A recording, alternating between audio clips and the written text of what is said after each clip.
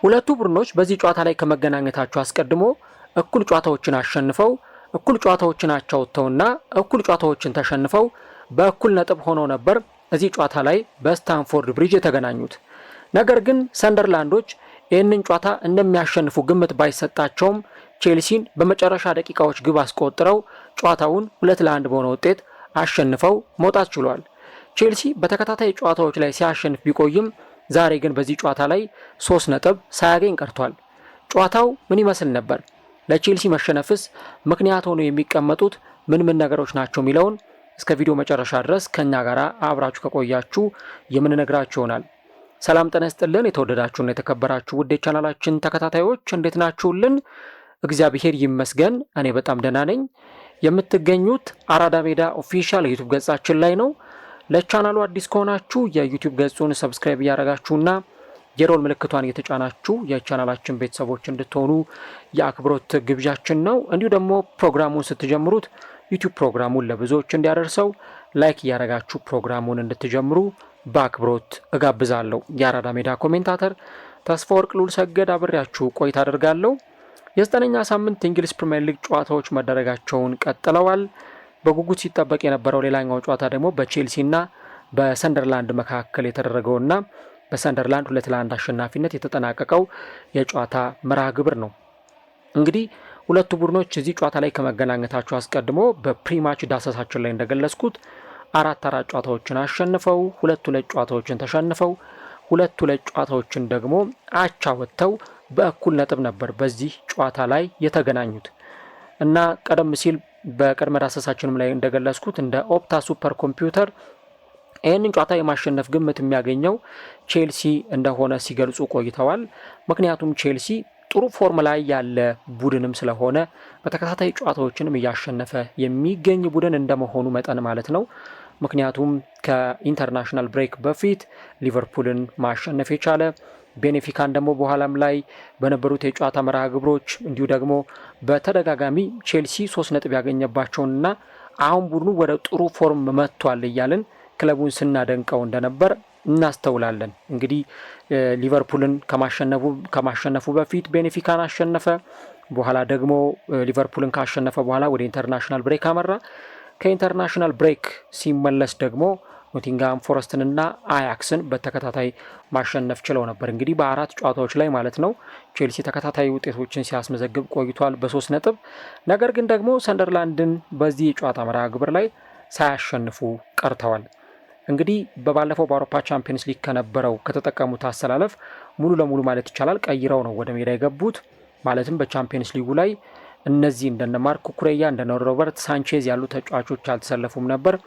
በዚህ ጨዋታ ላይ ግን ሳንቼዝ እና ኩኩሬያን ጨምሮ አቼምፖንግ፣ ቻሎባ፣ ሬሲ ጄምስ፣ ሞይሰስ ካይሴዶ፣ ኤንዞ ፈርናንዴዝ፣ ዦ ፔድሮ ኔቶ፣ አሌሃንድሮ ጋርናቾ እና ማርክ ጊዩ በዚህ ጨዋታ ላይ ተሰልፈዋል። ማርክ ጊዩ በፕሪሚየር ሊጉ ጨዋታ ሲጀምር ለመጀመሪያ ጊዜ ነው በቋሚነት የተሰለፈው። እንደምታስታውሱት ቼልሲ ተጫዋቹን ወደ ሰንደርላንድ በውሰቱ ልኮት ነበር። ሆኖም ግን የሊያም ዴላፕን መጎዳት ተከትሎ ተመልሶ ወደ ክለቡ እንዲመጣ ተደርጓል። ኒኮላስ ጃክሰንም ወደ ክለቡ ለመምጣት ፈቃደኛ ባለመሆኑ ምክንያት እና ያ መሆኑን ተከትሎ በጣም ብዙ አይነት ሀሳቦች ይሰጡ ነበረ። በተለይም ቼልሲ ይህንን ጨዋታ እንዴት ባለ መንገድ ሊወጣው ይችላል፣ ደግሞም ጨዋታውን የማሸነፍ ቅድመ ግምት ለዚህ ቡድን ነበር የተሰጠው። በጨዋታው አብዛኞቹን የደቂቃ ክፍሎች እንዳየነው በኳስ ቁጥጥሩ ረገድ የተዋጣለት ቡድን የነበረው ቼልሲ ነበር። ኳሱን ተቆጣጥሮ በመጫወት እንዲሁ ደግሞ በቦል ፖዚሽን ከዛ ባለፈ ደግሞ የግብ ሙከራዎችንም በማድረግ ረገድ ምርጥ እንቅስቃሴን ሲያሳይ ያየነው የኤንዞ ማሬስካውን ስብስብ ቼልሲ ነው። ከዛ ባለፈ ደግሞ እርሊ ጎል አስቆጥረዋል በአሌሃንድሮ ጋርናቾ አማካኝነት። በእርግጥ ስለ ጋርናቾ ወደ በኋላ ላይ የተወሰኑ ነጥቦችን አነሳለሁ። 4ኛው ደቂቃ ላይ ነው ሰንደርላንዶች እያጠቁ በነበረበት ሂደት ኳሱ ከመከላከል ወደ ማጥቃት በነበረው ትራንዚሽን ግን ቼልሲዎች ደግሞ በፔድሮ ኔቶ አማካኝነት ያንን ኳስ ወደ ግብ ይዘውት ሄዱ። በስተመጨረሻም ደግሞ አሌሃንድሮ ጋርናቾ በቼልሲ መለያ የመጀመሪያ ግቡን ያስቆጠረበትን አጋጣሚ ፈጥሮለታል ማለት ነውና ይሄ በተለይም ደግሞ ለአሌሃንድሮ ጋርናቾ ጥሩ የሚባልም አጋጣሚ ሆኖ ታይቷል። እዚህኛው መርሃ ግብር ላይ በተለይም ደግሞ ቼልሲዎች በተደጋጋሚ ወደ ሰንደርላንድ የግብ ክልል ይደርሱ ስለነበር እንዲሁ ደግሞ ሙከራዎችንም ሲያደርጉ ስለተመለከትን ምናልባትም ደግሞ ተጨማሪ ጎሎችን ያስቆጥራሉ ወይም ተጨማሪ ጎሎችን አስቆጥረው ውጤት ያመጣሉ የሚል አመኔታ ነበር። ምክንያቱም በተደጋጋሚ ሙከራዎችን የሚያደርግ ቡድን ተጨማሪ ጎል ፍለጋ ያንን እንደሚያደርግ ይታወቃል። በኳስ ቁጥጥሩም ረገድ ረጅም ደቂቃ ኳስ ይዞ የሚጫወት ከሆነ ያንን ነገር የሚያደርግበት ትልቁ ዓላማ ተጨማሪ ጎል አስቆጥሮ የበለጠ የጨዋታውን የማሸነፍ ዋራንቲውን ዋስትናውን የመጨመር ጉዳይ ነው እዛ ጋር ሊነሳ የሚችለው እና ይህንን ነበር የተመለከትነው። ነገር ግን በጨዋታው ደግሞ ከጥቂት ደቂቃዎች በኋላ ከረጅም የመልስ ውርወራ የተገኘ ኳስ በኢሲዶር አማካኝነት የአቻነት ጎል አግኝተው ጨዋታውን 1-1 በሆነ ውጤት ቀጥለዋል። ረጃጅም ኳሶች ሞከሩ ነበር። እነ ካይሴዶ ከሳጥን ውጭ ሙከራዎችን ሲያደርጉ አይተናል። የተለያዩ ክሮሶች ነበሩ። በዚህ ጨዋታ ላይ በጣም ብዙ ክሮስ የሚደረጉ ተደጋጋሚ ኳሶችንም ጭምር እንመለከታለን። ይሄ በተደጋጋሚ ጊዜ ክሮስ የሚያደርጓቸው ኳሶችም እንደዚሁ እጅግ በጣም አስገራሚ ውጤትን ያመጡላቸዋል ተብሎ ቢጠበቅም ግን ክሮስ የሚደረጉ ኳሶች ኢላማ ያላቸው አልነበሩም፣ ወይም ደግሞ ለሚፈለጉት ዓላማ ሲውሉ አልተመለከትንም። ጨዋታው ላይ በቼልሲ በኩል የጎል ማግባት አማራጮቻቸው በተለይም ደግሞ ወደ ቤንች ዞር ሲሉ ያን ያክል የሚተማመኑባቸው ተጫዋቾችም አልነበሩም። እነ ኮል ፓልመር የሉም፣ እነ ሊያም ዴላፕ የሉም። ስለዚህ ወደ ቤንች ሲመጡ እነ ቴሪክ ጆርጅን እነ ጄሚ ጊቴንስን ነው የሚያገኙት።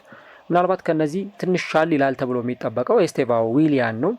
ጥሩ ፐርፎርማንስ እንደሚያሳይ የምናውቀው ተጫዋች እሱም ተቀይሮ ወደ ሜዳ ገብቷል። ሁለተኛው አጋማሽ ላይ ሙሉ ለሙሉ ማለት በሚቻል ሁኔታ የበላይነት ወስዶ ሲጫወት የነበረው ቼልሲ ነው። ሰንደርላንድ በሁለተኛው አጋማሽ አንድም ሙከራ አለሞከረም፣ ያቺ ጎል እስከምትቆጠር ድረስ ማለት ነው እና ሙሉ ለሙሉ ማለት በሚቻል ሁኔታ በሙከራም ረገድ በኳስ ቁጥጥርም ረገድ የበላይነት የነበረው የኤንዞ ማሬስካው ቼልሲ ነበር። ኤክስፔክትድ ጎላቸው 0.97 ነው። በኤክስፔክትድ ጎል በሰንደርላንድ ይበለጣሉ። ሰንደርላንዶች 1.16 ነው ኤክስፔክትድ ጎላቸው። 16 ሙከራ ቼልሲ ሞክሮ 7ቱ ኢላማውን የጠበቀ ነበር። 69 በመቶ ኳስ ተቆጣጥረዋል። ሰንደርላንድ 10 ሙከራ ሞክሮ 4ቱ ኢላማውን የጠበቀ ነበር። 31 በመቶ ደግሞ ኳስ ቁጥጥር ነበራቸውና እንግዲህ እነዚህን እንቅስቃሴዎች የሜዳ ላይ ፐርፎርማንሶች በቼልሲ በኩል ስናይ ነበር። አሰልጣኙም የተጫዋች ቅያሬዎችን ለማድረግ የተቻላቸውን ጥረት አድርገዋል ኤንዞ ማሬስካ። በኋላ ላይ ግን በመጨረሻው ደቂቃ ማለት ነው 93ኛው ደቂቃ ላይ ተቀይሮ የገባው ብሪያን ብሮቢ በረጅሙ የተሻገረለትን ኳስ ፍጹም ቅጣት ምት ግብ ክልል ውስጥ ይዞት ገባ። በሰዓቱ ሁለት የቼልሲ ተጫዋቾች አጠገቡ ነበሩ እና ደግሞ የቼልሲ የመከላከል አክሽኖች ትክክል እንዳልነበሩ በእነዚህ ሁኔታዎች መረዳት ይቻላል፣ በብዙ ዝርዝር ምክንያቶች። ምክንያቱም እንግዲህ ቼልሲ እያጠቃ በነበረበት ጊዜ ኳሱን ተቆጣጥሮ እየተጫወተ በነበረበት ጊዜ ነው እንደዚህ አይነት የመልሶ ማጥቃት ኳስ ይዘው የገቡት። ታዲያ እንደዚህ አይነት የመልሶ ማጥቃት ይዞ እየገባ ያለ ቡድን ኳስ ይዞ ሲገባ እንዴት ነው ሁለት ተከላካዮች አንድ አጥቂን ብቻ ይዘው ለረጅም ሰከንዶች ያክል በዛ ሰዓት ቆይታ ሊያደርጉ የሚችሉት? ብሪያን ብሮቢ እንግዲህ ያንን ኳስ ይዞ ወደ ፍጹም ቅጣት ምት ግብ ክልል ሲገባ እንዳልኳችሁ እነዛ ተጫዋቾች ሁለቱ ተጫዋቾች ከዚህ ከብሮቢ ጋር ሲቆሙ እሱ እየጠበቀ ነበር የቡድን አጋሩ እስኪመጣለት ድረስ እዛ ፖዚሽን ላይ እስከሚገኝለት ድረስ ቆሞ እየጠበቀው ነበር። ነገር ግን የቼልሲ ተጫዋቾች ቶሎ ብለው በአፋጣኝ ወደዛ ፖዚሽን ወደዛ ቦታ ሊደርሱ ባለመቻላቸው ምክንያት ያን ኳስ ለቡድን አጋሩ ለታልቢ አቀበለው። ታልቢም በቀጥታ ያንን ኳስ ወደ ግብነት ቀየረው ማለት ነው እና ይሄኛው ውጤታማነት እስከሚፈጸም ድረስ ይሄ ጎል እስከሚቆጠር ድረስ የቼልሲ ተጫዋቾች ሁለቱን ተከላካዮች ብቻ እዛ ቦታ ላይ መተዋቸው ዋጋ የሚያስከፍል በመሆኑ ምክንያት ሁለተኛውን ጎል አስቆጥረው ሰንደርላንዶች ጨዋታውን አሸንፈዋል ማለት ነው እና እነዚህን ሁኔታዎች በዚህ ጨዋታ ላይ ተመልክተናል። ምናልባት እንደው ጨዋታውን የተመለከታችሁት በደንብ ሀሳቤን ትረዱኛላችሁ። ከዛ ባለፈ እኛም ጨዋታውን ስናስተላልፍ በደንብ ያየነውና የተገነዘብነው ነገር ነው። በጨዋታው ላይ የመሀል ሜዳው ባትል በጣም ከፍተኛ ነበር። ምክንያቱም ኤንዞ ፈርናንዴዝ እና እንዲሁ ደግሞ የሞይሰስ ካይሴዶ የመሀል ሜዳ ጥምረት ብዙ በቃ በታታሪነት ረጅም ደቂቃዎችን ያሳለፈ ቡድን እንደነበር አይተናል። ረጅም ደቂቃዎችን የቡድኑን የመሀል ሜዳ ዶሚኔት ለማድረግ ከፍተኛ ጥረት ሲያደርጉ ነበር የተመለከትነው። ግን ደግሞ እዚህ የመሃል ሜዳ ቦታ ላይ ግራኒት ዣካ በታታሪነት በጣም በሚያስገርም ሁኔታ ጥሩ እንቅስቃሴን ሲያደርግ ነበር ሜዳ ላይ ፐርፎርማንሱን ስናይና ስንመለከት የነበረው። ይሄ ፐርፎርማንሱ ይሄ ሜዳ ላይ ብቃቱ በግራኒት ዣካ የሚመራው የመሃል ሜዳ ደግሞ በጣም የተሻለና ጥሩ ፐርፎርም ያደረገ ስለነበረ በመከላከሉ ረገድ የተዋጣለት ሆኖ ተመልክተናል። ቼልሲዎች ሙከራዎችን ለማድረግ ጥረት ሲያደርጉ ነበረ፣ ኳሱን ሲቆጣጠሩ ነበር። ግን የተቆጣጠሩትን ኳስ ያክል ወይ ደግሞ በሜዳ ላይ የነበራቸውን ፐርፎርማንስ ያክል አሁንም ደግሞ በኳሶች ረገድ ውጤታማ ሆኖ ሜዳ ላይ አልተመለከትናቸውም እና ይሄ ደግሞ በትክክል ክለቡ እንዴት ዋጋ እንደከፈለና ለምን ዋጋ እንደከፈለ በግልጽ የተመለከትንበት ጉዳይ ይመስላል። ጨዋታው ላይ በደንብ የተመለከትነው የመሃል ሜዳው ባትል በጣም አስቸጋሪ እንደነበር ነው። በሁለቱ ቡድኖች በኩል ተደጋጋሚ ፋውሎች ይሰሩ ነበር፣ ተደጋጋሚ ግጭቶች ነበሩ በዛ ጨዋታ ላይ። አሰልጣኙ ኤንዞ ማሬስካ ደግሞ የተጫዋች ቅያሬዎችን በተቻለ መንገድ ለማድረግ ሞክረዋል። በእርግጥ በጣም ብዙ ሚሊዮን ፓውንድ የወጣባቸው ተጫዋቾቻቸውን ደግሞ ያላገኙባቸው ሞመንቶች ወይም ደግሞ ቅጽበቶች ነበሩ። ከዚህ በፊትም ደጋግሜ እንዳነሳሁት የተጫዋቾች መጎዳት፣ በባለፈው ዓመት ደግሞ ክለቡ ረጅም ጨዋታዎች ላይ ሲያሳልፍ የነበረው አድካሚ የጨዋታ መርሃ ግብር ምን ያክል ክለቡን እንደጎዳውና አሁን ደግሞ ዋጋ እያስከፈለው እንዳለ እየተመለከትን እንገኛለን። እዚህ ጨዋታ ላይ የተወሰኑ ማንሳት የሚገቡን ነጥቦች ይኖራሉ። ምናልባትም ደግሞ ጨዋታውን የቀየረው ሞመንቶች የትኞቹ ናቸው ከሚሉት ነገሮች አንጻር ማለት ነው። አቼምፖንግ በቼልሲ በኩል በተደጋጋሚ በቋሚነት እየጀመረ እየተመለከት ነው የምንገኘው ተጫዋች ነው። የቡድኑ ወሳኝ ተጫዋቾች መጎዳት ደግሞ እንዲህ ላሉት ተጫዋቾች የበለጠ እድል እየሰጠ ይገኛል። ይህ የ19 ዓመቱ የተከላካይ መስመር ተጫዋች ለአራተኛ ጊዜ ነው በእንግሊዝ ፕሪሚየር ሊግ ጨዋታዎች ላይ ሲሰለፍ እየተመለከት ነው የምንገኘው። በኖቲንግሃም ፎረስቱ ጨዋታ ላይ ደግሞ እንደዚሁ ጎል ሲያስቆጥር ተመልክተነዋል። ነገር ግን ደግሞ በተለይም የአቻነቷን ጎል ሰንደርላንዶች ባስቆጠሩበት ጊዜ የተወሰነ ስህተት በዚህ ተጫዋች በኩል ተመልክተን ነበር እና በተለይም ደግሞ ዊልሰን ኢሲዶር ግብ አስቆጣሪው ተጫዋች በላይኑ ላይ የቆመበት ጊዜ እና ከዛ ደግሞ ግቡን ያስቆጠረበትን መንገድ ስናይ ነበር። አሰልጣኙ ያው የነ ሌቫይ ኮልዊል መጎዳት ክለባቸውን እና እቅዳቸውን ሙሉ በሙሉ አመሰቃቅሎባቸዋል ማለት ይቻላል። ብዙ የሚያስቡት ነገር ነበር፣ የሚፈልጉት ነገር ነበር።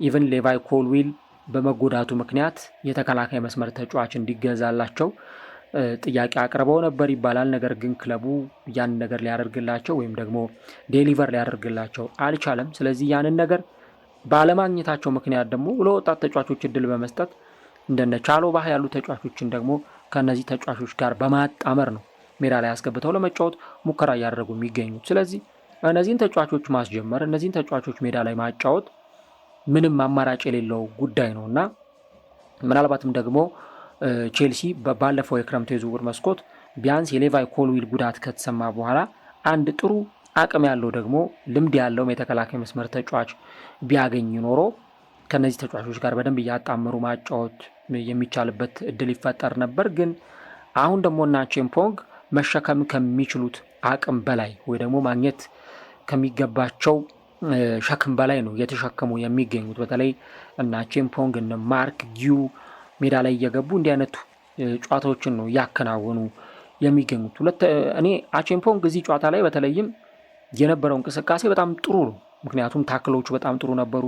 ድሪብል ሲያደርግ፣ ኳሶችን ሲያቀብል በጣም ጥሩ እንቅስቃሴ ነበር ሲያሳይ የነበረው እና ይህንን ተጫዋች በተመለከተ ገና ከዚህ በኋላ በደንብ የሚሻሻል ደግሞ በደንብም አቅም ያለው ከዚህ በኋላ በደንብ ፐርፎርም አድርጎ ክለቡን መጥቀም የሚችል ተጫዋች ስለሆነ አሰልጣኙ ኤንዞ ማሬስካም በተደጋጋሚ ጨዋታዎች ላይ ተጫዋቹን ሲያሰልፉት እንደነበረው ሁሉ አሁንም ይህንን ተጫዋች እያሰለፉት ሜዳ ላይ ሲገባ ልንመለከተው እንችላለን። ግን ቢያንስ ደግሞ ይሄኛው የተከላካይ መስመር በጣም ብዙ ጫና ያለው ብዙ ወቀሳም ሊያስከትል የሚችል ከዛ በተጨማሪ ደግሞ ብዙዎችም የሚፈተኑበት ቦታ ነው። እንኳን አይደለም እንደ አቼምፖንግ በጣም ወጣት ተጫዋቾች ይቅሩና ልምድ ያላቸው የተከላካይ መስመር ተጫዋቾችም ፕሪሚየር ሊጉን አዳፕት እስከሚያደርጉት በጣም ሊቸገሩ ይችላልና አቼምፖንግ በዚህ ጨዋታ ላይ ትንሽ ጨዋታው ለተጫዋቹ ፈታኝ እንደነበረ የጨዋታው መርሃ ግብር ላይ ተመልክተናል።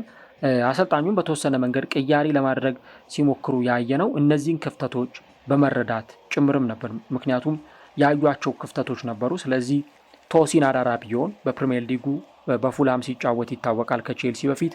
ስለዚህ በደንብ ልምድ ያለውን እዚህ ቦታ ላይ በደንብ ፐርፎርም ሲያደርግ የሚታወቀውን ተጫዋች ቀይረው ወደ ሜዳ አስገብተዋል እና የዚህ ተጫዋች ወደ ሜዳ መግባት ምናልባትም ደግሞ አቼምፖንግ ጨዋታው በጣም ከፍተኛ ስትራግል እንደነበረውና ጫና እንደበዛበትም ስለተረዱ ነው አሰልጣኙ ይህንን ቅያሬ ያደረጉት። ሌላው ምናልባት ቼልሲን እንደው በዚህ ጨዋታ ላይ 3 ነጥብ እንዳያገኝ አድርጎታል ተብሎ የሚታመነው የሌሎች የተጫዋቾች ቅያሬዎቻቸው አለመስራቱ እንደሆነ ማንሳት ይቻላል። ምክንያቱም ተቀይረው የገቡት እነ ጄሚ ጊቴንስ፣ እነ አንድሬ ሳንቶስ፣ እነ ቴሪክ ጆርጅ፣ እነ ኤስቴቫኦ የመሳሰሉ ተጫዋቾች ነበሩ። ምናልባት እንዲህ አይነቱ ጨዋታ ኮል ፓልመርን የሚናፍቅ የኮል ፓልመርን ሜዳ ላይ መገኘት የነ ኮል ፓልመርን ሜዳ ላይ ኢንቮልቭ ማድረግ በደንብ የሚፈልግ ጨዋታ ነው። ነገር ግን እነዚህ ተጫዋቾች ተቀይረው የገቡት ተጫዋቾች ምንም ተጽዕኖ ፈጣሪ እንቅስቃሴ አላሳዩም። አንድሬ ሳንቶስም ማጥቃቱን እንዲያግዝ ወደ ሜዳ ገብቷል ዣኦ ፔድሮን ቀይሮ፣ ቴሪክ ጆርጅን በተመሳሳይ ጄሚ ጊቴንስም ያን ያክል በጣም ፍሩትፉል የሚባል ነገር አላሳዩም። ስለዚህ ምናልባትም ደግሞ የተጫዋች ቅያሬዎቻቸው አልሰመሩላቸውም። እሳቸውም ቢሆን ሌላ ተጫዋች መቀየር ቢፈልጉ ራሱ ምንም አማራጭ የላቸው። ምክንያቱም ቤንች ላይ ያሏቸውን ተጫዋቾች በሙሉ ተጠቅመዋል። ቤንች ላይ አሉኝ የሚሏቸውን ተጫዋቾች በሙሉ ወደ ሜዳ አስገብተዋል። ከዚህ በተሻለ ምንም አይነት የተሻለ ቅያሪ ሊያደርጉ አይችሉም እና የማጥቃት አማራጮቻቸውንም ወደ ሜዳ አስገብተዋል እና የእነዚህን ተጫዋቾች ቅያሪ ግን አለመስራቱ ምናልባትም ደግሞ አሰልጣኙን የሚያስወቅሳቸው ነው ብዬ አላምንም። ምክንያቱም የነበራቸውን አማራጭ በሙሉ ስለተጠቀሙና ይህንን ነገር ነው ማንሳት ተገቢ የሚሆነው። እንደሞከሩት ሙከራ እንዳገኟቸው የማዕዘን ምቶች እንደቆሙ ኳሶቻቸው ጎሎች ማስቆጠር ይጠበቁባቸው ነበር። ምክንያቱም ከ15 በላይ ሙከራ ሞክረዋል። አንድ ጎል ብቻ እንዲያስቆጥሩ ግን አይጠበቅም።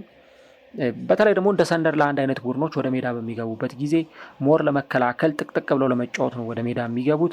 በሰንደርላንድ በኩል ከግብ ጠባቂው ሮይ ፌስ ጀምሮ ሌሎቹንም ተጫዋቾች ብታዩ በጣም በታታሪነት ነው ሜዳ ላይ ሲጫወቱ ያየናቸው። እነ ግራኒት ዣካ፣ ኖ ሳዲኪ ሁለቱ የመሀል ሜዳ ተጣማሪዎች ግሩም እንቅስቃሴን አሳይተዋል።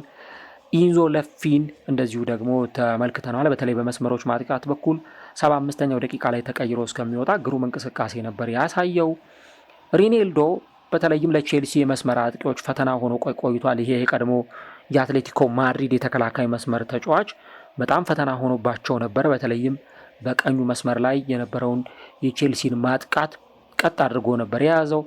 እንዲሁ ደግሞ ትራይ ሁሜም በተመሳሳይ ይህንን አይነት ሁኔታ አሳይቶናል። ከዛ ደግሞ 3 አለት የሆኑ የተከላካይ መስመር ተጫዋቾች ነበሩ በዚህ ጨዋታ ላይ ጌርትሩዳ፣ ባላርድ እና ደግሞ ሙክዌሌ። እነዚህ ተጫዋቾች ፈጣን የሆኑትን የቼልሲን ተጫዋቾች ለማስቆም ከፍተኛ ጥረት ያደርጉ ነበርና ቅድም እንዳልኳችሁ በሁለተኛው አጋማሽ ምንም ሙከራ ሲሞክሩ አላየናቸውም። ያቺ ኳስ እስከምትቆጠርበት ደቂቃ ድረስ ምንም ሙከራ አላደረጉም። በቃ በተቻላቸው መጠን ሲከላከሉ ጎላቸው ላይ ጥቅጥቅ ብለው ሲቆዩ ከዛ ደግሞ የመልሶ ማጥቃት አጋጣሚዎችን ሲያገኙ እነዛን የመልሶ ማጥቃት እድሎች ለመሞከር ነበር ጥረት ሲያደርጉ የነበረውና ያ ምናልባትም እዚህ ቡድን ላይ ሰንደርላንዶች ምን ያክል ጠንካራ ተጋጣሚ ሆነው እንደመጡም ጭምር የሚያሳይ ነው። ምናልባትም ደግሞ ቼልሲን ካሸነፈው ዓመታት ተቆጥረው ሊሆን ይችላል፣ ግን በደረጃ ሰንጠረዡ ሁለተኛ ደረጃ ላይ ተቀምጠዋል። በእርግጥ ሌሎቹ ቡድኖች ጨዋታቸውን ያከናውናሉ። እነ ማንቸስተር ሲቲ፣ እነ ቦርንመዝ ጨዋታቸውን ያከናውናሉ። እነሱ የሚያሸንፉ ከሆነ ከደረጃቸው ሊወርዱ ይችላሉ። አሁን ባለው ሁኔታ ግን ሁለተኛ ደረጃ ላይ ተቀምጠዋል። ያንን ደግሞ ያመጡት በጣም ጠንክረው በመስራት በብዙ ጊዜ ታታሪነት ነው ይህንን ነገር ሲያደርጉ የተመለከተ ነው እና ለዚህ ቡድን የሚገባውን ውጤት እንዲያመጣ አሰልጣኙ ከፍተኛ ጥረት እያደረጉ ነው። ይሄ አሁን ያሉበትን ውጤት እስካሁን የተሸነፉት 2 ጨዋታ ብቻ ነው በፕሪሚየር ሊጉ። ምናልባትም ከ7 በላይ ጎል አልተቆጠረባቸውም። ይሄም የመከላከል መዋቅራቸው ምን ያክል ጠንካራ እንደሆነ በመከላከሉ ረገድ በጣም ጥሩ ጊዜን እያሳለፉ እንደሆኑ ማሳያ መሆኑ የሚችሉ ነገሮች አሉ። ግን ለምን የሚያክል ጊዜ ቢቆይ ምናልባትም ደግሞ የሆነ ሰዓት ላይ ሲቀዛቀዙ ወይ ሲወርዱ እንኳን ብንመለከታቸው አሁን ያለው ፐርፎርማንስ እና አሁን ሜዳ ላይ እያሳዩ የሚገኘው ነገር ግን በትክክል በአሰልጣኙ ሬጊስ ለብሪስ የተጠናና እሳቸውም ደግሞ አሰልጣኙም የሚፈልጉት ክለቡም ደግሞ በዝውውር መስኮቱ ከ250 ሚሊዮን ፓውንድ በላይ ለተጫዋቾች ዝውውር ኢንቨስት ያደረገና ያንን ኢንቨስት ያደረገውን ገንዘብ ደግሞ አሁን ውጤት እንዲያመጣለት ምናልባትም በአሰልጣኙ በኩል እንደዚህ አይነት ታክቲኮችን ትልልቆቹን በሚገጥሙበት ጊዜ እንደዚህ የተከላከሉ እንደሚጫወቱ ይጠበቃል። ከመክፈቻው ጨዋታ ጀምሮ ሰንደርላንድ በጣም ጥሩ ፐርፎርማንስ እያሳየ እየተመለከት ነው የምንገኘው።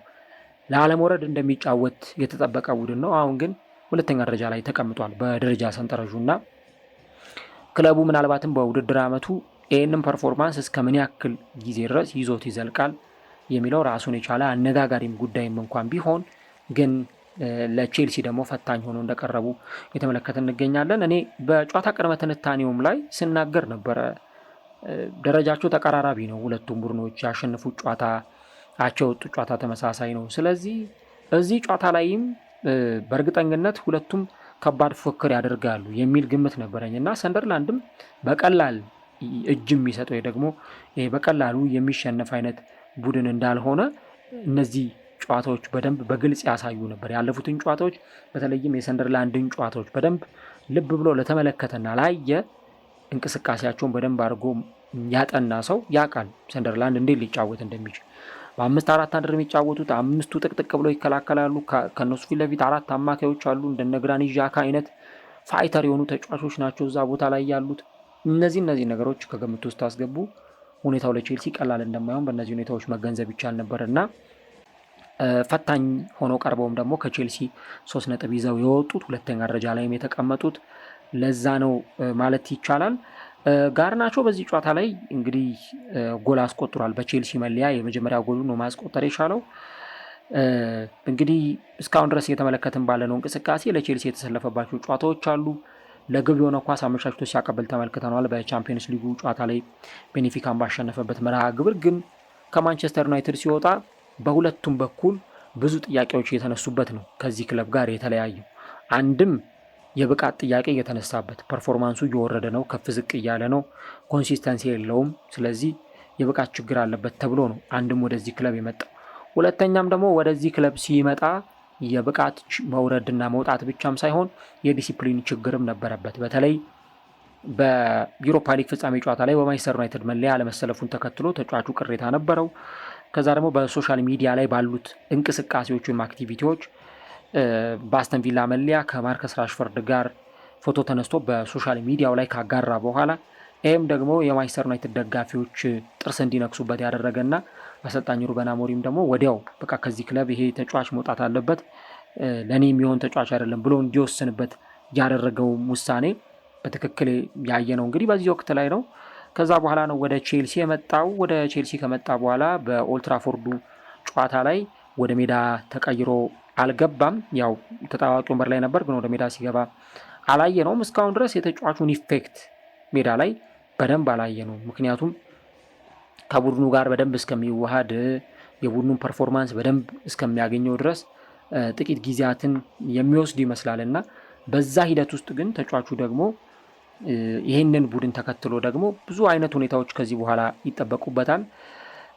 ጎሉን ያስቆጠረበትን ሂደት እንግዲህ ስትመለከቱት በዚህ በቼልሲ መለያ ልክ ከዚህ ቀደም ከነ ራስመስ ሆይሉንድ ከነ ኮቢ ማይኑ ጋር ደስታውን በሚገልጽበት አይነት ሁኔታ ነው ደስታውን ሲገልጽ የተመለከት ነው።